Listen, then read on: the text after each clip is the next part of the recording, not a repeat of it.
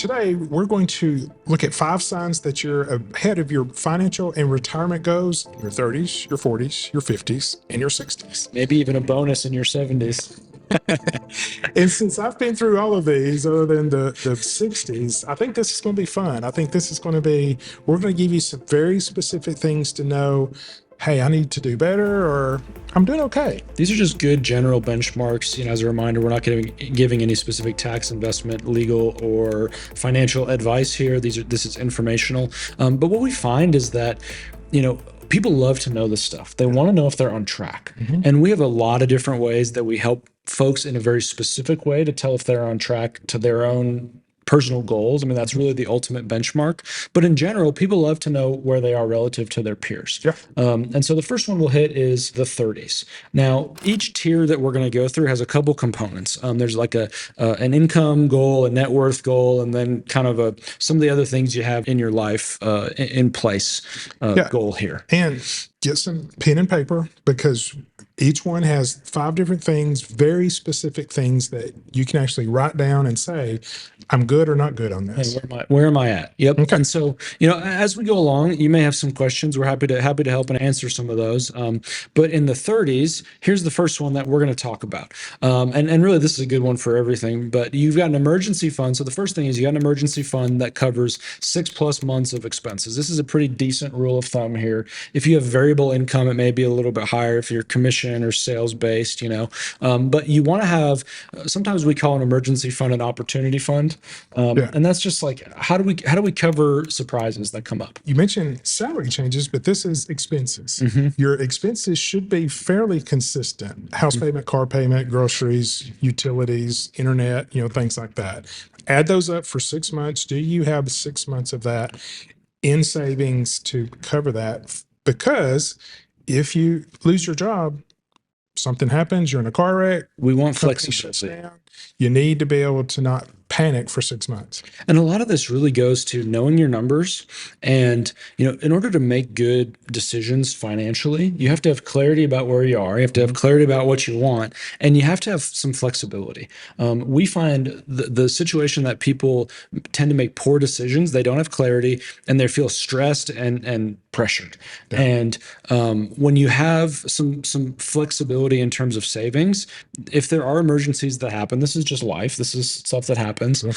Having a place that you can go to be able to pay those expenses helps you to make better decisions. Yeah, that's what for we sure. find. So this is just good practice for everybody. So number 2, are you maxing out your retirement accounts annually? Are you putting as much as you can in there and still paying your bills and doing things? So this one is a little bit tricky, I will say, because there's lots of different types of retirement accounts. There's lots of different pieces here.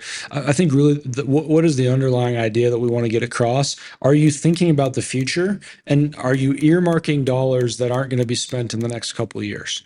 Are you putting those dollars to work? And those are good. And what that exactly needs to be should be specific to your individual situation. Okay.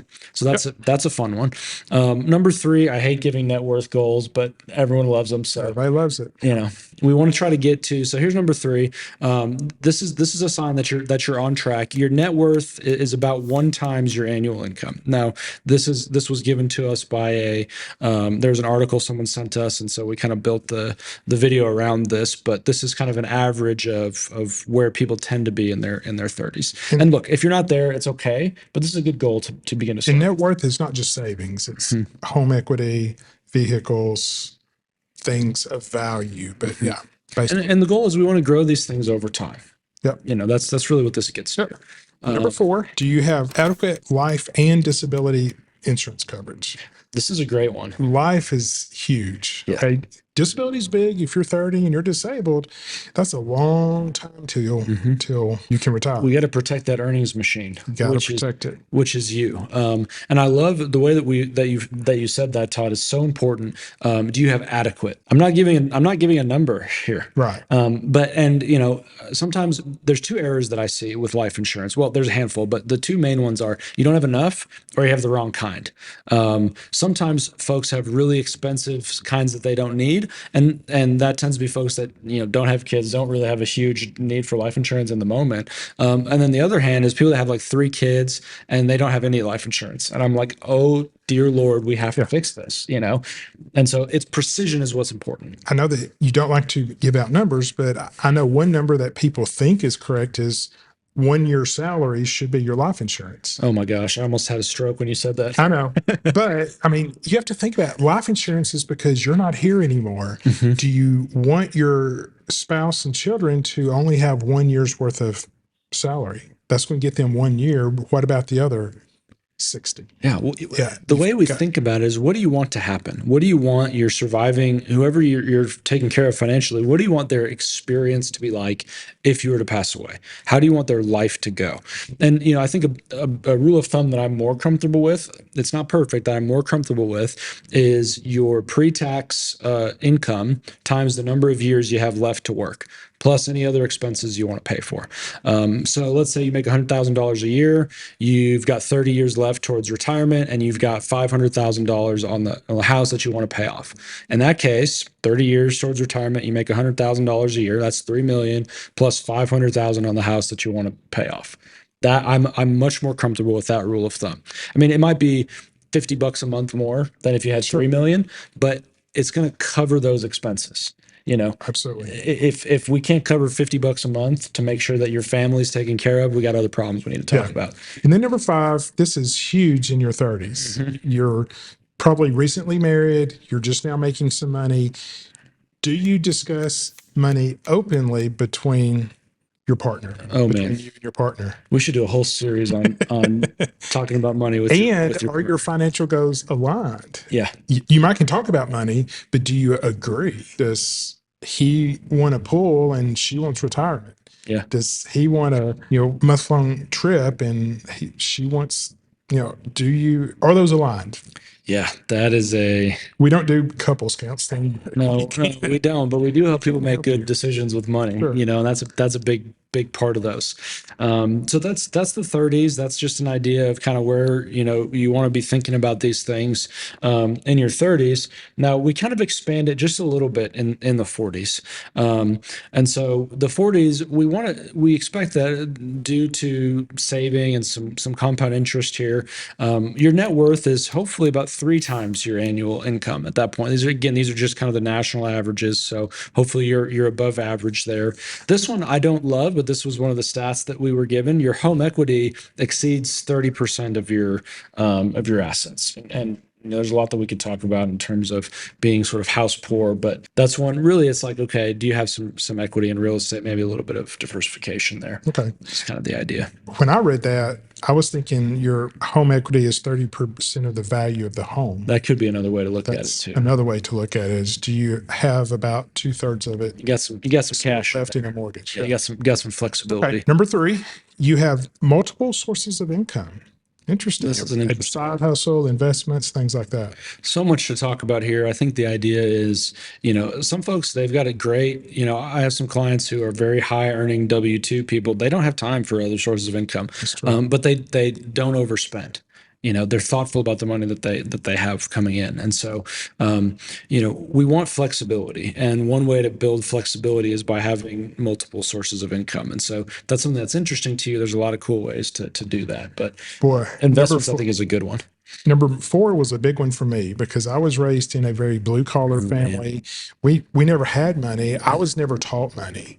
So number 4 is you've broken harmful generation money habits and you're teaching your kids better ones. Man, this is one we should do a whole series on this. And if you feel like you are on track with this, we'd love to talk to you because we'd just love to hear how you think and what you've done. We might even just do like a video interview and talk about it. I mean, I think that would be a lot of fun to talk about. Well, there are tools out there. Yeah. And I think it is important to teach your kids, particularly if you get into the generational money. And one reason we name our practice what we do is it's wealth for the number 4 generations, is getting your money to that 4th generation. Number 1, it's extremely rare, regardless of the amount. But if you can get it to that 4th generation, it's probably going to continue. And that's one reason we did this was helping people understand generational money is not just the amount of the money, but it's the mindset.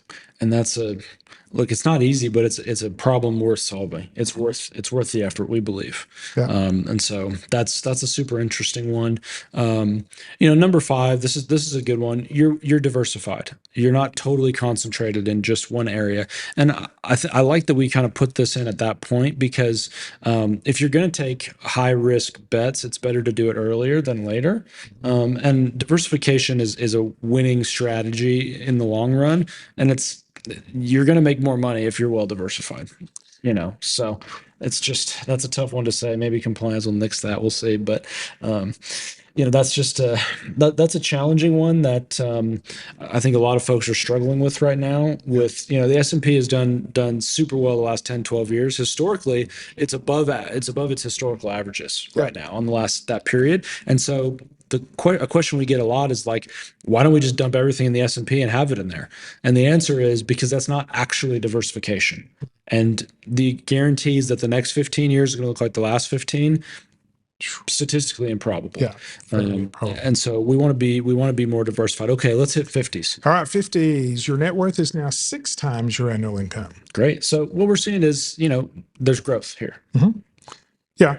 And typically your 40s are good income years. 50s tend to be really good income years. And so if your net worth is 6 times a really good income, you're doing pretty well. Mm-hmm. Yeah. Your home equity is now 50% or more. So, yeah. You're paying down the house. This makes sense. Paying down the house. I moved a lot.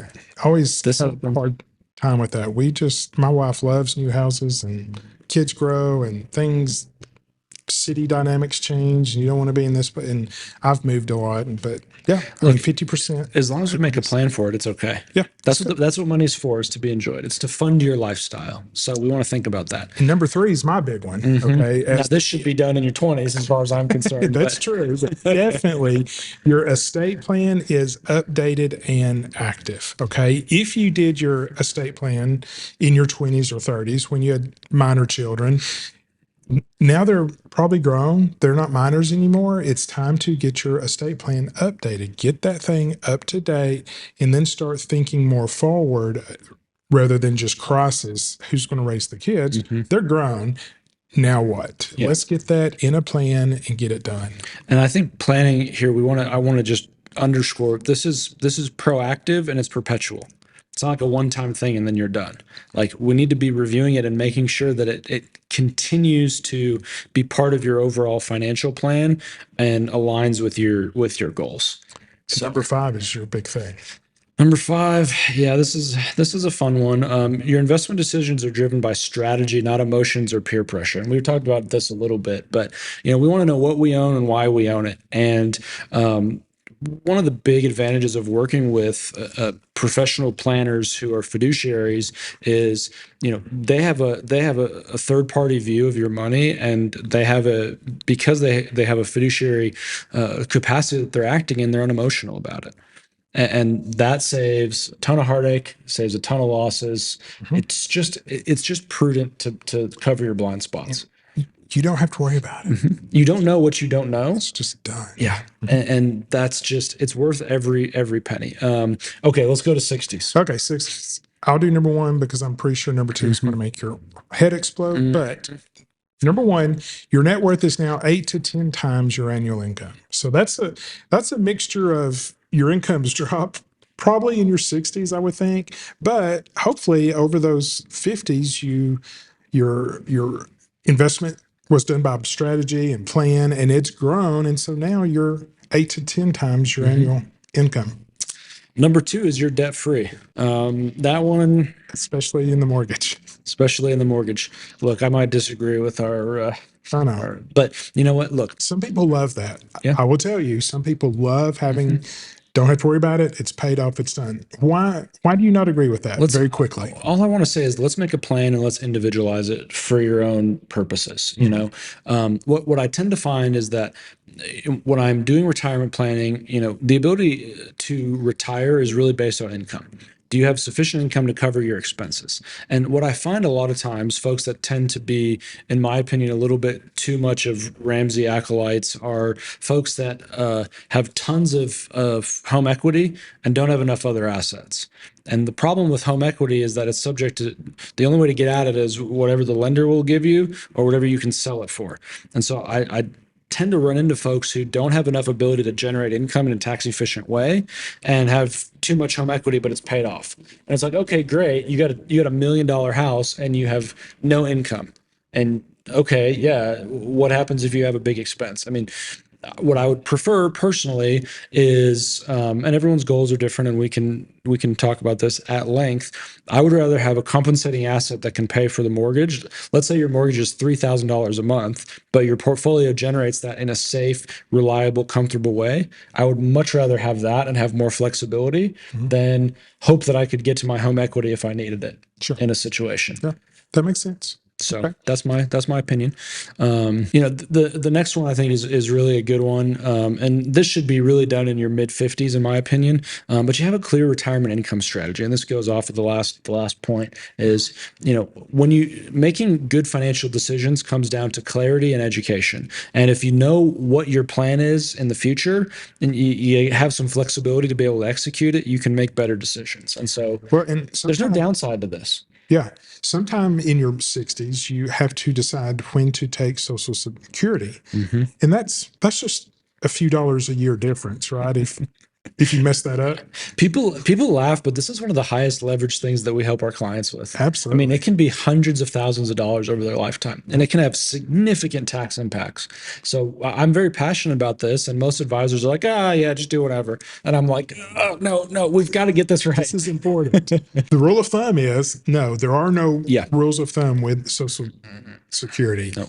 Sometimes you need it early, sometimes you need it late, sometimes you need it right in the middle. I mean, it's truly an individualized thing. That's how all your planning should be, but especially, oh my goodness, Social Security. So that's a great one. And then it's like, okay, but how are you going to create the rest of your income?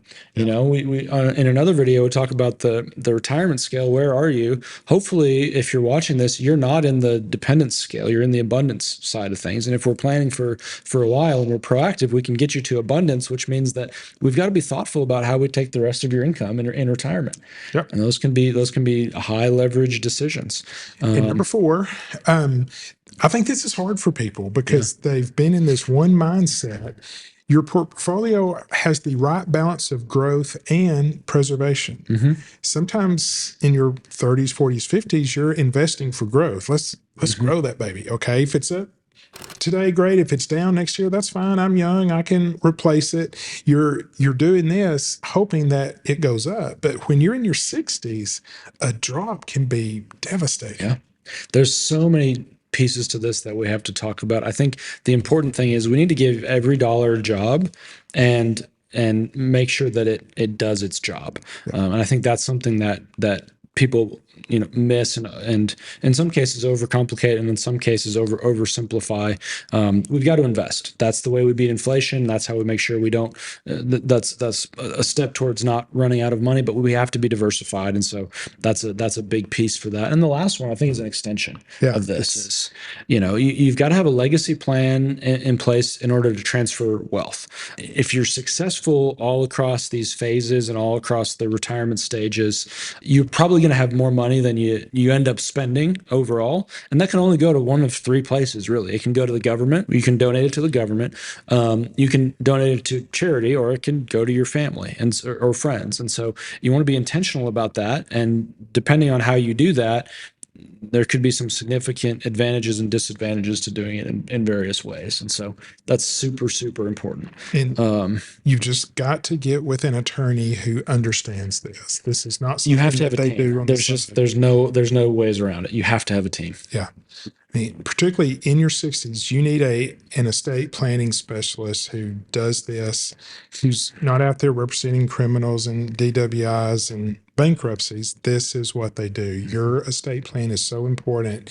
You have to get an attorney that this is what they do. You really, when you're building a team, you want A players that are collaborative. And that sounds so easy. It sounds so simple. And everyone's like, oh, I've got that. I'm like, okay, let's have a meeting with them. And then Yeah, I mean, it's just hilarious, you know. Yeah. You know this, but you need A players. They need to be specialists in their field that are very, very good at what they do, and they need to collaborate. And you got to have one quarterback that runs the team. Our wealthiest, most successful clients understand the value of delegating and building a team so that they can spend their time wisely. And really, that's what we help folks do. I want to say, as approaching 60s, you probably have kids that are in the 30s. Share this video with your kids. Let them know, hey guys, this sometimes kids have a, particularly if, like, I did not do a great job raising my kids so that they understood money. Okay. I wish I had done better, but now I'm trying to catch up. And this video would be a fantastic way to get their attention to say, hey, look, these guys completely independent. This is not me harping on you to save more money. These guys are saying in your 30s, this is where you should be. Okay. I like that. Yeah. I wasn't thinking about that, Okay. but I really like that. You know, and so the goal here is just we hope that you have a sense of kind of where you ought to be based on your age, and give you some ideas to help have a better plan and really a financial plan for your future. Now, since this is general advice, you know, we can't give too many specifics here. So if you want to have a second set of eyes on your situation, create a game plan to make sure that you can maximize your wealth. You're not overpaying on taxes. Your investments are set up to accomplish your goals. You can click the link below. We can help answer some questions and really help you build that team to make sure that you don't miss anything. So we look forward to seeing you in the next video. Like, subscribe, share it, and we'll see you next time. See ya.